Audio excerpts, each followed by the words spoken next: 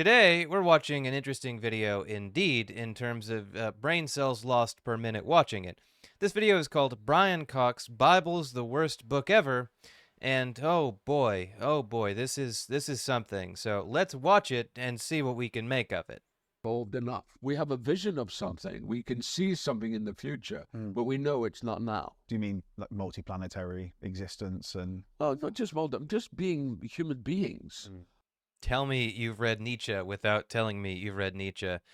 Also, two things. I don't know why there's all these lines over him. Maybe that's like a copyright thing or something, copyright evasion thing. And I also like how our host, Hebrewrld something, like just appeared in the corner there. I think that's kind of cool. So the editing is pretty okay. I like that. So far, so good. Understand what our human potential is. Do you think that religion holds us back? Oh, considerably, yes.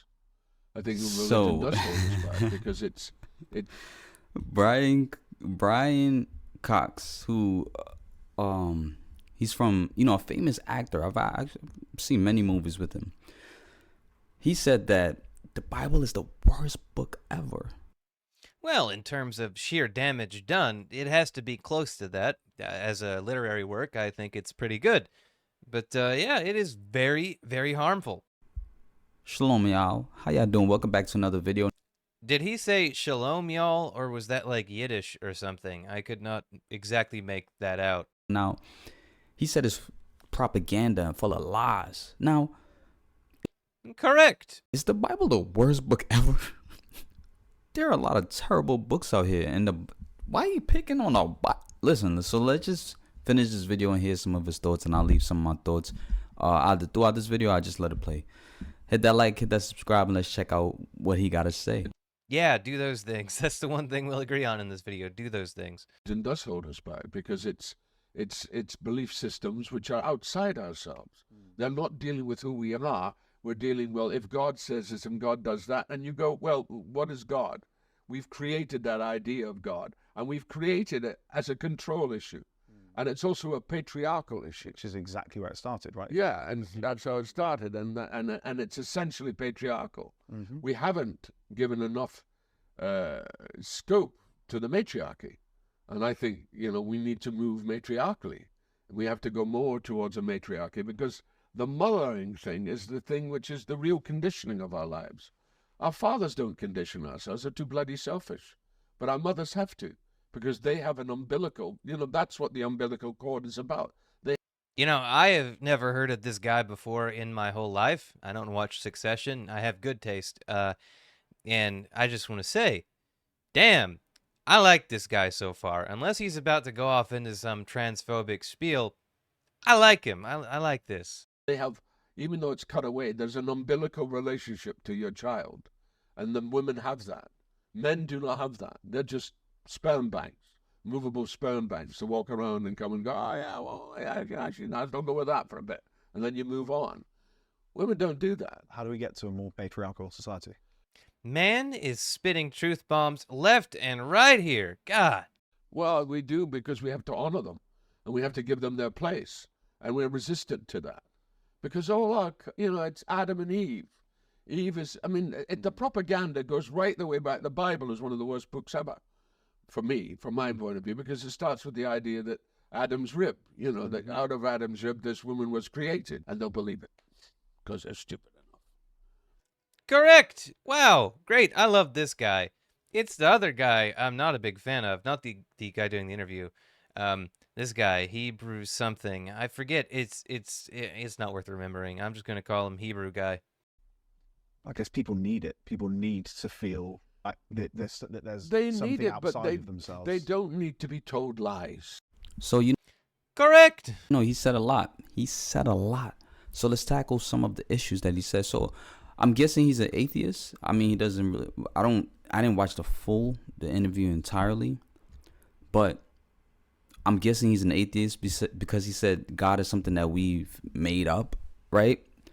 So with this logic, right, we see creation all around us. Wrong. We do not.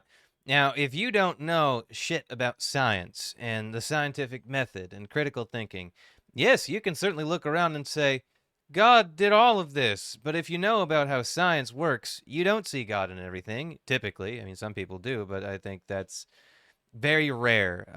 If you look around with a scientific lens, the hand of God is nowhere to be found, rearranging things. The universe just works like it does. No reason to think it's ever been any different. We see things that human can't even make from thin air, like water. You need other bodies of water to make water. I mean, oh Lord. Okay. There's this one. This one really blew my mind. You need other bodies of water to make water. No. I mean, you can make water. It's very dangerous to make water, and it's very inefficient, which is why we don't do it a whole lot. You know how you make water? Burn hydrogen. That's it. If oxygen is there when you burn hydrogen, guess what's created? Water. Now, I can't vouch for this being true specifically or not, but I have read, there was a book, I forget the book, it was a long time ago, but this book mentioned the Hindenburg, and it said that on the day that the Hindenburg went up in flames, it produced mist. Now, it would have been a very small quantity of mist. I mean, the process is already pretty inefficient, and you add in the whole Hindenburg thing, and it's going to be even more inefficient. You're going to have a lot of hydrogen escaping that whole thing rather than specifically being burnt up. But it would have created some mist. Now, that day was humid and apparently rainy, as far as I'm aware. So it wouldn't have been like very visible or anything like that. You wouldn't have been able to see it most likely. But water was created in that event accidentally. Humans created water accidentally in a big mistake. So there's the first statement this guy made that was just like, I could feel brain cells deciding to give up the ghost. you know, it's stuff like that. We are in a world that's, whether you believe it's a sphere or flat, we are. It's a sphere. It's not flat. No, I don't care if you believe it's flat. I don't know if he does, but I don't know why he would mention that if he doesn't. The world is not flat, and no credible person, no remotely credible person, or intelligent person thinks it is. If you think the Earth is flat, I feel completely confident in saying you are a moron. Still in a universe. So he's saying that nothing came from nothing. He did not say that. In fact, he said the concept of God came from us. He did not say everything came from nothing. However, I must point out something for our Christian friends out there, and I guess Muslim friends and whoever else. If you believe that God created the universe, that is a universe being created out of nothing. How did God create the universe? Well, he spoke it into existence. Poof! From nothing. So, not a great argument. You believe the same thing you're accusing us of believing. Which is such a fairy tale way to look at life. It's such a... Ah, yes. Science is the fairy tale, not the worldview that believes in talking donkeys and humans made out of ribs and global floods that somehow leave no evidence. Ah, yes. Nailed it. easy way to look at life, because atheism believes that they cease to exist at the end of all of this.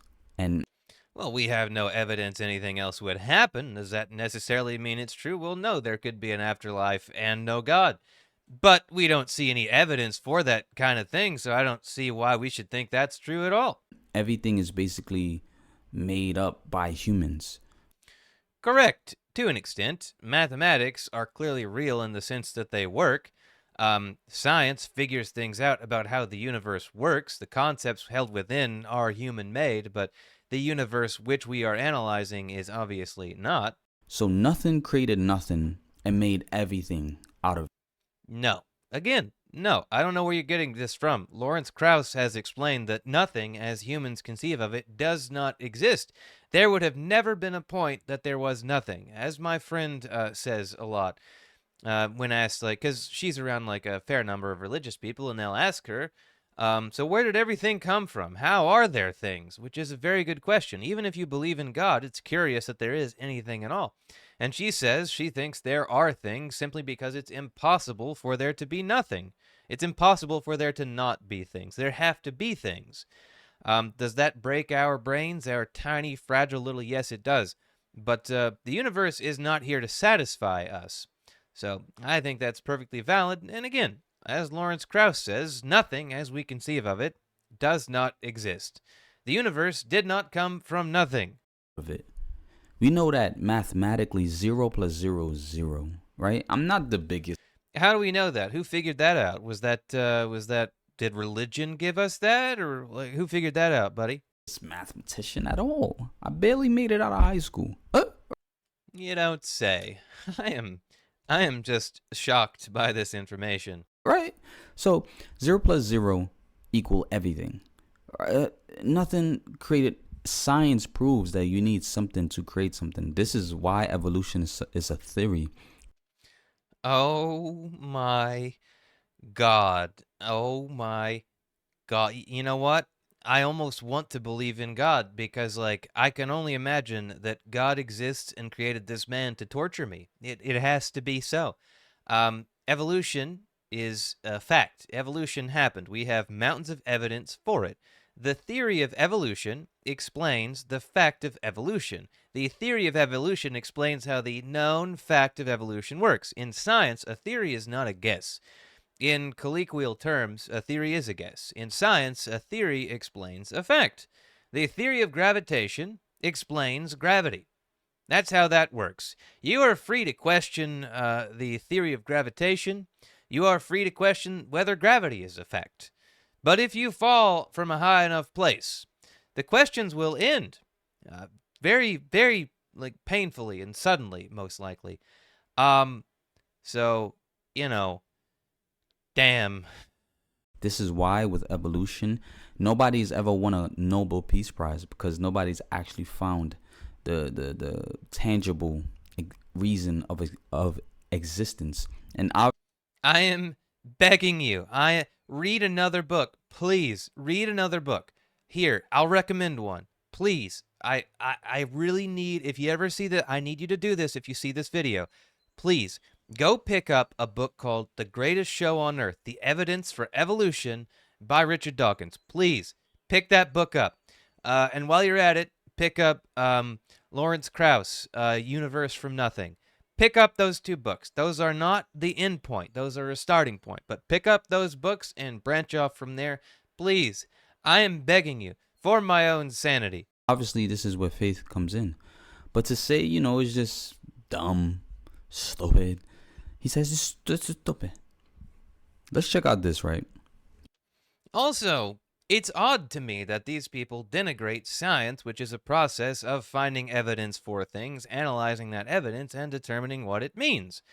But religion doesn't have evidence. Religion is pure faith. Like, it's all about, you just believe this thing. You pick a book and go, yeah, that's the one, with no reason. You just, well, I feel like this is true, so that's the one.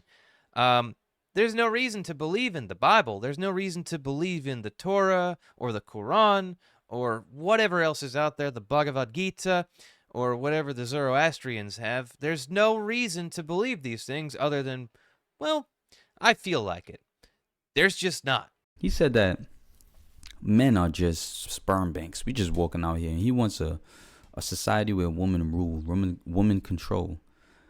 I hope he supports. I don't think that's what he said. I don't think he said he wants a society controlled purely by women. He said we need to move away from patriarchy and patriarchal structures towards matriarchy and matriarchal structures. That did not mean he wants women to rule over her. I think he was aiming for more equality between sexes. I think that was the argument there. Did he phrase it in the best way necessarily? Well, no, but the gist of it was essentially equality good. Superiority bad. In the WNBA with this with this logic. But anyway, the brain cells that formed when a father interacted with his offspring were also regulated by a hormone called prolactin. I hope I said. Another thing this guy is taking way too seriously is the sperm bank remark. Dude, he was just making like a little joke there. He was just having a little bit of fun. He was just saying something to say it. I mean, we do this stuff all this. It was hyperbolic. That's the point. It's not like he wasn't serious. You're taking him way too. He knows men are more than just sperm banks. You are taking his words way too literally. Okay? That correctly, right? This means that the same hormone responsible for milk production in the breasts of new mothers is also, also seems to be involved in fostering the postnatal connection between a father and his offspring. There are many different ways that a father connects with his offspring. And I'm not going to go too in depth about the science of that, but Yeah, I bet you're not, buddy. to just, say we just sperm banks, and it's just kind of ridiculous. Like, My brother, in whatever religion you believe in, which I think is some offshoot of Christianity, have you ever heard of a joke? and let's check out what he said, the theory by Adam and Eve, right? To the women, he said, I will greatly multiply your sorrow and your conception. In pain you shall bring forth children. Your desire shall be for your husband, and he shall rule over you. And, is this not correct? Because he clearly. No, it's not. I mean, this is the interpretation of an ancient society of how the world works. This is kind of like an extrapolation of what they already believed about how things were. Men are stronger, therefore they dominate. Women can get pregnant, therefore she is the one doing the work for the man. It's just the stupid beliefs of an idiotic, ignorant, ancient ass culture. Again, it's full of morons. That's all. The smartest person, the person who knew the most when this shit was written, still knows less than this guy somehow. I know, that's crazy, isn't it? But it's true. Really is saying he wants to move away from what's the word? Patriarchal, whatever the word is. Patriarchy, whatever it is, bro. Y'all know what I'm talking. Bro, practice your words before going on camera. Look, I get words wrong all the time, that's true. But in those cases, I've never heard them pronounced before, most likely, so I'll get them wrong because I've never heard that. You just heard this guy practice the word if you hear somebody pronounce it, so you can also say it. It's not a hard word. Patriarchy, patriarchal. It's not hard. You just practice. Look, dude, practice. I am Southern. Southern people can't pronounce shit, okay? We are terrible at pronouncing almost anything. That's why you gotta practice. You gotta. I relate to your pain here. I really do. But you gotta practice before going on camera. About. He wants to move more in that type of society. He want to move away from that and make it more of a society based where women are controlling. But I'm confused as to why he didn't bring this point up, because he doesn't believe in the. He did bring that up. He doesn't believe in the Bible, but he did bring that up. He brought that up and said, that's wrong, that's stupid, and it is not fit for modern society that women should be ruled over by men. And he is completely correct. The Bible is just all false. It's just all dumb. Nothing in it is true, is what he's basically saying. Nobody says that. Not even the most rabid atheist is going to say not a single thing in the Bible is true. There are pieces of history in there. There are good ways to treat your fellow man in there. But there's a lot of you just stupid nonsense bullshit in there too. But is this not how conception works for women? I mean, no. Have you ever heard of cheating? Your desire shall be for your husband. I mean, I know in my own life a lot of women whose desires have not been for their husband, even when pregnant. And he shall rule over you. You know what else I haven't found frequently in life? I haven't found many relationships where men rule over women.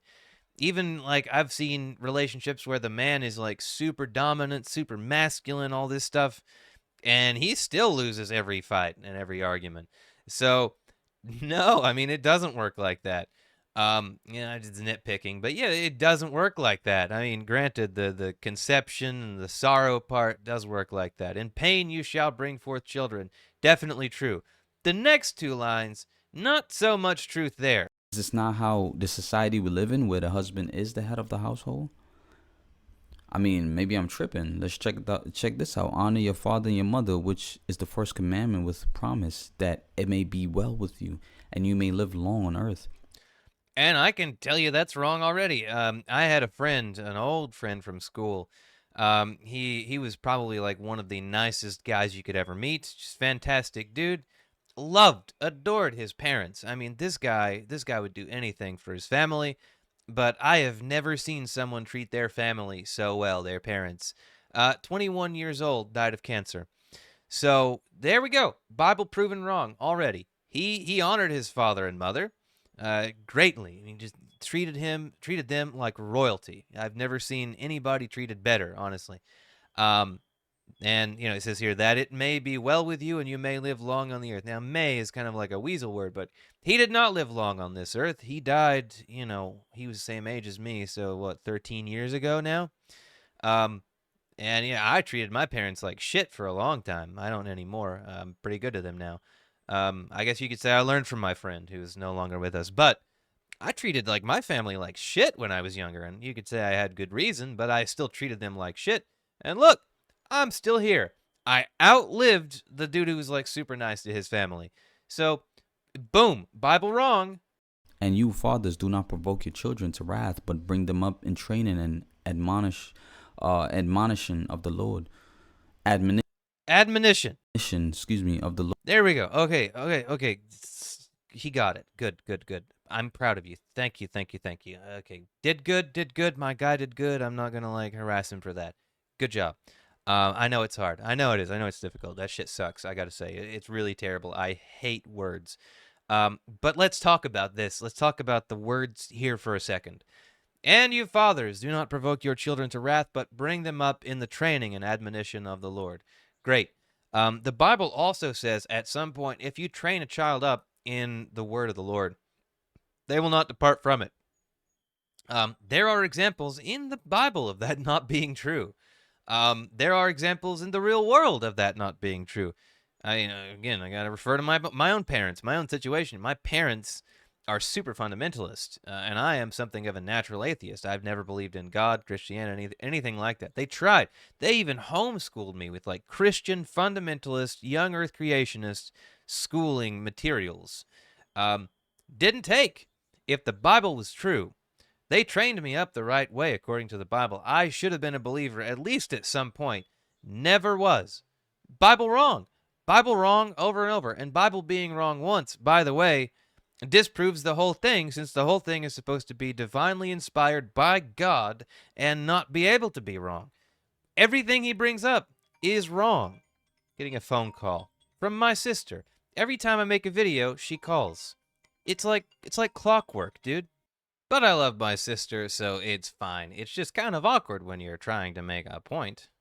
And, obviously we flawed. Literally today, I provoked my kid because he did something wrong, but I got him angry by the way I responded. We all fall short of this idea of perfection, which is why we need a savior, and that's the doctrine of Christianity. No, man, save yourself. Jesus isn't going to save you. Jesus is not going to come down and solve your problems. God will not save you from yourself. The only person who can save you is you. That's it. You're the one. You are the one who has to account for your actions. You are the one who has to try to make things right and prevent this shit from happening in the future. And I've noticed a lot of people who are Christians just give everything up to God and never get better. It's on you, not God. Which people seem to ignore. You know what I'm saying? But also, last verse I want to share. So husbands ought to love their own wives as their own bodies. So he who loves his wife loves himself. Oh my God, the matriarchy strikes again. Right? For this reason, a man shall leave his father and mother and shall be joined with his wife, and the two shall become one flesh. Oh, can't believe the woke Bible is calling for equality. Nevertheless, let each one of you in particular so love his own wife as himself, and let the wife see that she respects her husband. Does this not make you wonder, why do these things contradict so heavily that the woman shall serve the man, be his inferior? And then later on, when we transition to the King James, it's never mind, actually. They're going to be equal now. Does that not make you question the whole narrative? Are these not making two separate arguments in different directions? Because it seems like these contradict very heavily, my guy. I think, and notice why he don't got the same issue with the Quran or any other doctrine. No, we do. We do have an issue with the Quran. We have an issue with every religion that harms people, which it turns out, as far as we can tell, is every religion. The reason why we focus on Christianity and the Bible in particular is because we live in countries where that's the majority. I mean, in the UK, I guess not so much anymore. Lots of non-believers there. But like in America, which I assume he has worked in America, he has done Succession, and that probably was filmed in America, wasn't it? Um, well, at least I bet it was. He's done like Hollywood work, right? So he has been exposed to it. Christianity, regardless of whether you're in the UK or America, it's still like the religion with the most cultural like control and dominance, well beyond anything Islam can manage in the West. That makes it a real problem for us. People always seem to point to the Bible. Yeah, because, like, it sucks. People are trying to make laws in America based on the Bible. We don't want that to happen. That's bad. If people are making laws based on the Quran, I'll call that out too, and I have called that out before. For example, Hamtramck, Michigan. I don't know how you say that, actually. Hamtramck, Michigan. It's a very odd spelling, so it's just weird pronunciation, I bet. But Hamtramck, Michigan. They have, like, a majority of Muslims in that city, as far as I am aware. And there was a big fight in the Democratic primary for mayor where the sitting mayor was like pro LGBT in the Pride, put up the Pride flag at like City Hall. And there was a guy, a Muslim man, who ran against that, saying he would ban the LGBT flag from from the City Hall, from being shown on Pride and all that stuff. He would ban public celebrations of Pride, that sort of thing. And he won. He won the election because the Muslims in town were against the LGBT community. So, yeah, I've called that out, and I will continue calling that out. But the Bible is still the one people make the laws on in this country most of the time, so that one gets priority. Right? It's always to the Bible. But notice this theory that they hold. Since we all came out of here out of thin air. We didn't come out of thin air. In fact, oh God, Jesus Christ, I don't even know if I want to explain science at this point. Air would have been produced by cyanobacteria and would have probably killed off any life that was alive at that time. Oxygen, as it turns out, is very corrosive and harmful. So we didn't pop out of thin air. I mean, thin air came from life, as it were. But oh my God, this guy, pick up please read another book. Read just one other book. I'm begging you, my guy, read another book. Is that not a moment that we can't fathom? A magical moment in a sense that we can't fathom? A miracle? Is that not a one-time miracle? It's so wild, bro, because this theory, it always stumps me because I don't understand. Oh my God, there are a lot of things you don't understand. I don't even know if this is like a Dunning-Kruger where like the guy thinks he has some great understanding of how things work despite being like very low on the scale. I don't even know if it's that. Like, I don't even know what this is exactly. This is just like a seemingly very ignorant person who knows like one thing, and even then not terribly well, and like that one thing just overrides everything else. Now, I'm not saying the guy is an idiot or anything. I'm not saying anything about his intelligence level. I don't know about that. He could be a very smart man whose intelligence is terribly underutilized, but like, this guy does not know as much as he thinks he knows, so I guess it is a little bit of Dunning-Kruger. We all have some Dunning-Kruger about some things, for sure. I mean, science is one of them for me, but I can say with complete confidence, I at least know more than this guy. To pick and choose, they move the goalposts when it comes to the Bible, right? Evolution is a miracle in itself, if it's real, right? But the Bible... No, natural processes are not miraculous. What is miraculous is something that can't happen according to natural law, and, fun fact, we don't have a single example of that happening in nature. Surprise, surprise. Bible it can't be a miracle because the stories are false. And it's almost like, bro, where...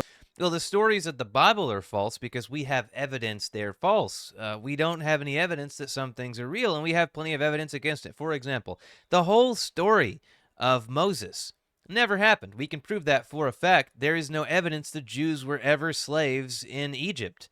We know how the pyramids were made, and as far as we can tell, they were not actually made by slave labor, at least entirely. And it was definitely not Jewish slave labor. Now, there were Jews in Egypt. They've been there a long time. But they were not slaves building the pyramids. There was not a series of plagues that hit Egypt and like killed a bunch of people there and stuff. That didn't happen. There was never a time when the Red Sea was parted and people were swallowed up by it. The Jews did not wander around the Sinai Peninsula for 40 years. There's no evidence of that. There's no evidence of any of these things. And if it happened, there would be. There's no evidence for the slaughter of the Canaanites, which we could all be grateful for. No evidence, which, if you're looking for evidence and you can't find it where it should be, then that is plenty of evidence against the thing you're looking for. Like, did something happen in your life to where you hate God? Did you hate, did you grow up in a church, or like what happened? Because it's all. Ah, yes, now we are at the atheist hate God part of the thing. No, man, I don't really have any particular opinions on God because he's a fictional character, but there are some fictional characters I have really despised over the years, and some that I've really loved over the years. And I think everybody can relate to this. So yeah, people do hate fictional characters all the time. But when it comes to like the question of God specifically, yes, the God of the Bible seems like Space Hitler, Cosmos Hitler. But I think that's a relatively minor thing compared to his non-existence. The fact that he doesn't exist is the big problem for me. And you know how I know he doesn't exist? Well, it goes back to that one thing I said a second ago, where if you don't have evidence for something, for the claims of something, then you can just assume that something does not exist if you know where the evidence should be for it and you cannot find it. Now, that rule doesn't hold for everything completely, but for these things, I think it holds very well. If we can disprove key stories of the Bible, like the whole Moses thing, then that effectively disproves the whole thing, at least as far as it being inspired by God and pointing to God goes. If even one thing is wrong in a book that claims to be perfect and divine, then you can say for pretty sure that whatever divine it's claiming exists does not, and it's not actually a divine thing. Pretty simple logic, I think. But no, atheists don't believe in God. We don't hate God. We don't believe in God. His followers are the main problem that really bothers me. If God exists, well, that sucks, I guess, but I don't really care. It's his followers that really suck. Always points to God of the Bible and no other God. And, my belief is that this is the true God. People actually hate God for real. Prove it. Prove that's the real God. Prove that there is a God, let alone your God. I want to see some evidence, please. They hate God.